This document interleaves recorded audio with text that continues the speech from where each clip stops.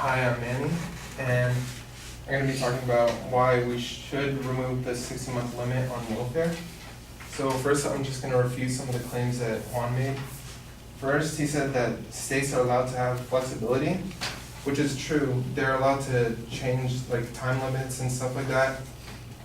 But some states have even harsher time limits. For example, Florida and Georgia have 48-month limits for welfare assistance. And that's according to ehow.com. Also, since states are allowed to have their own separate funding, but that just makes the process even more difficult.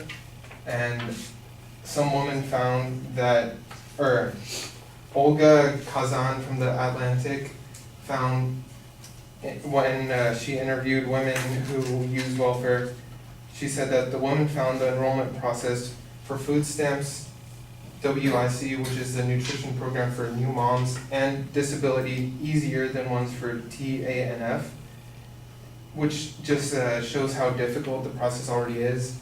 And if we allow the states to have their own independent welfare, it's just going to make the process even more difficult. All right. Juan also said children can receive welfare through other means, and this is only for specific cases, like the ones he stated, but that's not like for most cases.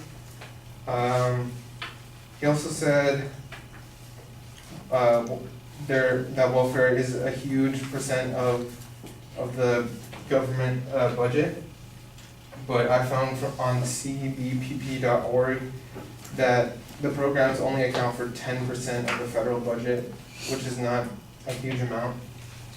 And also, he talked about welfare fraud, and according to Chad Stone from US News, welfare fraud only accounts for 3.1% of benefits that went to ineligible households. Well, actually, just 3% of benefits went to ineligible households, but this also includes just mistakes like human error, but it doesn't mean necessarily that it's fraud.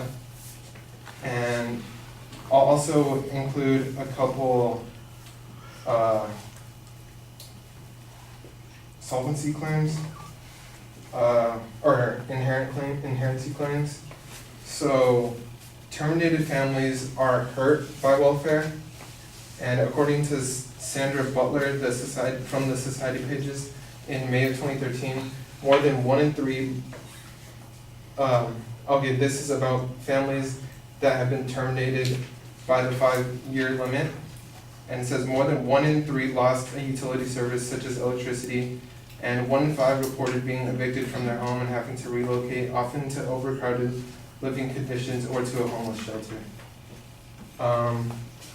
Also,